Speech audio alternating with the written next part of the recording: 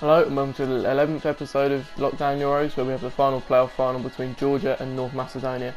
Now, I really wasn't looking forward to this one just because of the quality of squad.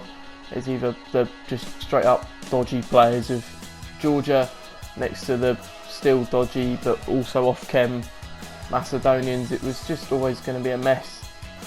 Although first game we have been given a squad that isn't terrifying. I'd say you've got out of position players at both fullbacks, and I think he was just probably using the only players he had to pull off the Serie A first owner thing.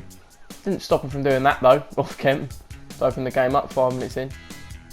He now probably has made some subs here, like now Rooney's on the pitch to improve his team even more. Georgian centre-back cannot keep up with, I think it was Belotti there, and we do go another goal down. You might hear me saying Georgian and then the position a lot, because to me they're probably actually one of the worst nationalities to try and pronounce their names. Pandev creates a good bit of space there, but it is saved, and that is the first half. But yeah, their names are all over the place. I'll do my best, but it's probably best to not offend. We do come forward again here, second half. Pandev probably should finish that, cracks the post. Remove it through the middle into Elmas. Further forward to Pandev, who's got the space to open up now. Probably maybe should look for a pass across, but wasn't expecting such a tame effort from Pandev, as it really was not threatening keeper. But he sticks the corner in onto Ristovski's head, and that is a good opener for Macedonia to get the goal and assist and a 1.5 goal, or point, not goal, lead. Thought I might have a chance of getting back in this game, but a horrific clearance from again, I don't know what the keeper's called, doesn't get it anywhere. But does make the save, kind of spare his blushes. And they earn a corner, which is half cleared again, and so we can't seem to get these full clearances. It's into the feet of Tonali, which is centrally to Britannia, who was playing at fullback, that's blocked. Then back to Kandrova, and this time the post saves our ass. But again, it's still not done, gets back into the box, and out for another corner, which is put in the box, and yeah, just met well, to be honest. Can't remember who it was. Britannia himself, off Kim at fullback, does rise highest to meet it and put us 3-1 down. We don't want to throw in the towel just yet. Pandev comes forward into the feet of Vardy. First attempt at the goal is saved, a chip shot, but it does fall right back onto his head. He squeezes it in before the player on the line can get there. It's even better for Macedonia, as I think they do retain the assist on the stats, and they are now into a 3-point lead. So that was all for the game. We couldn't quite pull it back.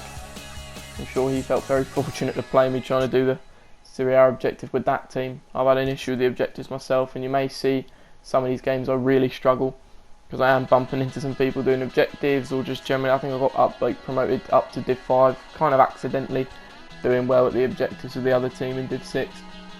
Some of these games get harder, and you want to talk about harder looking at the first team and this team. This is world apart. Special cards coming out of his ears, all kinds, player of the months, SBCs, player moments, all this business. Our keeper makes another awful throw, he just cannot seem to distribute. We pay the price for the Guerra on the end of it. We have a chance here into the feet of our Georgian striker. Spins quite well, gets onto his left, decides to check back onto his right. Not a bad attempt, but the keeper's in the way. It's into his feet again. We look out right to the winger. He does shift and turn, but again the strike's a bit too tame to test the keeper fully. And that is half time. Probably could have showed you more of my chances from that. There was a couple failed chips and why I decided to chip, I don't know. Because as you can see, the stats heavily in our favour. 7 shots and all on target, just none of them good enough to beat keepers. And this is what I mean by the quality of this team. And you see there was a little skip there, and you just see I stood still slightly before it. My controller did die at a perfect point, as it allowed his Mida to get that finesse shot that he was looking for with Liga NOS players. So done him a massive favour and us no favours. But he does get Max Meyer sent off there. Heads down the left for Fuchs. Moves it into the middle to Aguero. I think I've won the ball back there, do not. First ball to Mida, and he makes sure that finesse shot for the first one counted. By scoring another, it's definitely beyond doubt for him now. From kick-off we get tackled again, but we do win it back ourselves, at least I thought we did. Eventually we do, there we go. Elmas into the feet of Anab. See, I've tried to go with the name there, I'm not even going to bother. Georgian left mid now, does thread through the forward. It's Well saved again.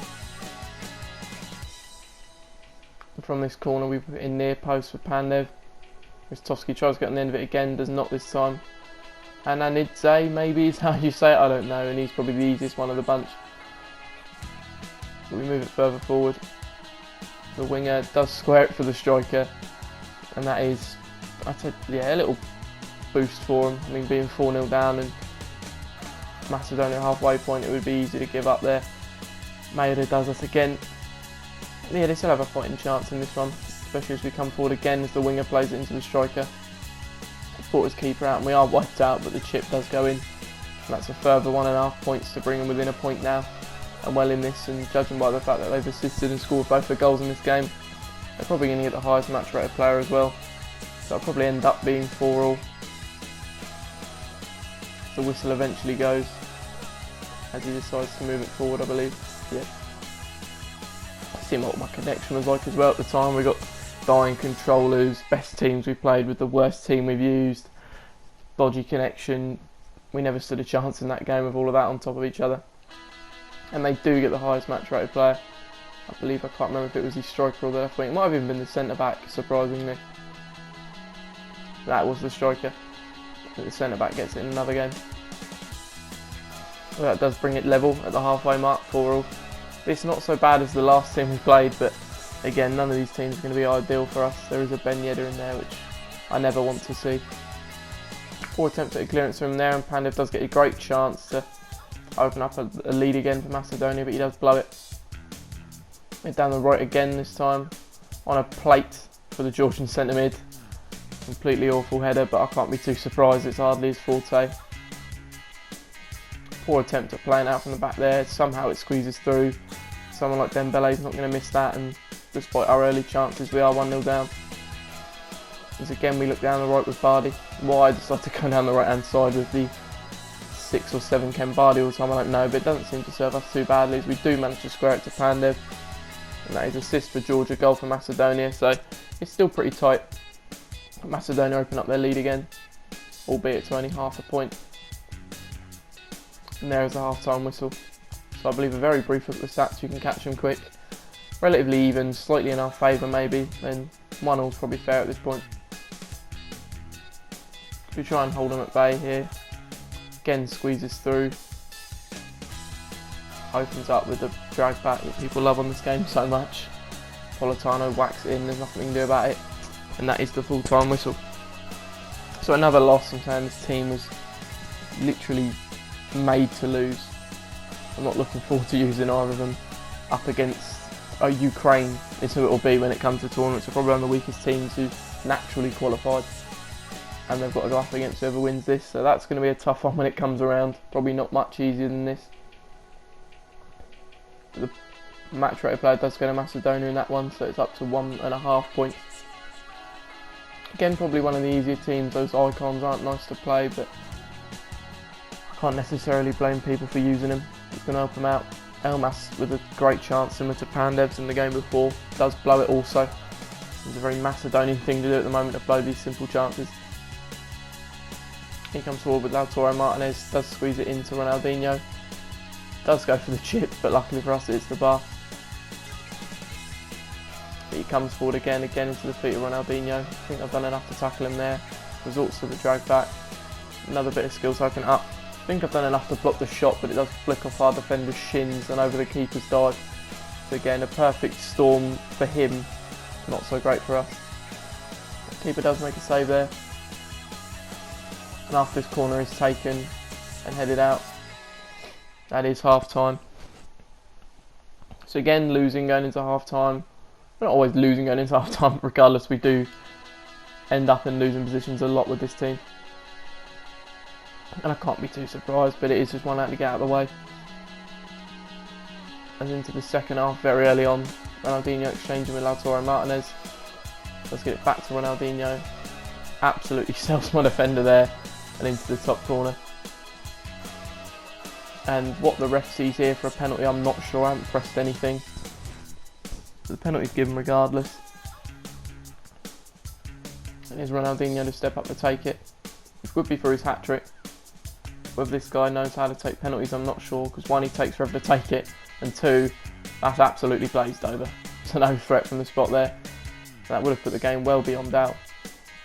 But we take a chance to come forward now into the feet of Pandev. Got to be doing better than that. Just again straight at the keeper. To the Macedonian vibes at the moment to just hit that keeper. Georgian striker into the Georgian centre mid. And again into the keeper's feet. We keep it alive here with the left wing. Pulls it back to the centre mid again. And he does finish his time to bring the 6-all. But unfortunately for us, it is the full-time whistle. Another loss. Never too blown out. It's always within 1 or 2 goals, but yeah, it's just not going well for us at the end of the day. And the match rate player does this is the one where it goes to the centre back. He did his best to keep the other team at bay, but not enough in the end. But that does bring Georgia within a point of winning. And having that first round bye and having a kind of the most even matchup they probably could have in Macedonia. They stand a chance of rocking up at the Euros out of nowhere. The first highlight in this one goes to us, again another decent team. The centre mid exchanges with Bardi into the feet of Pandev. He does get past his defender, back to the feet of Bardi. Squares it for Pandev. I have to make the goals as simple as possible to make sure they're scored at this point. And that does bring Macedonia within half a point of a win, which an assist would be enough, but obviously if it is to a Georgian, you've got yourself the issue of 8-all, and then what do you do? It is the half-time whistle here. A quick look at the stats, again they're very brief. We are slightly edging it, and therefore 1-0 up is pretty fair. Elmas down to the feet of the Georgian striker, gets into Pandev, thinking he's going to score it here for the close, whacks the post, just bounces into the Georgian striker and into the net. Now they did credit, I believe, Elmas somehow with an assist for this. I think it's because he's the person who passed to Pandev. And yeah, big issue, it is 8-all. So I decided to play basically till the next kind of point, which could end up being match rating. Well, it's the only real fair way to do it is 8-all. I could have maybe said it's not much for an Elmas assist and give it to Georgia, but I've kind of stuck with these questionable assists the entire way and thought I ought to now. Another chance to win it there, not taken. As we bring it forward into the feet of Pandev, who does get dispossessed by Ferdinand, knocks it forward a rush. A long one through to Mbappe. Again, the Georgian centre-back's made a hash of trying to defend that, and Mbappe's always going to finish that one-on-one. This guy's trying to get back into this game.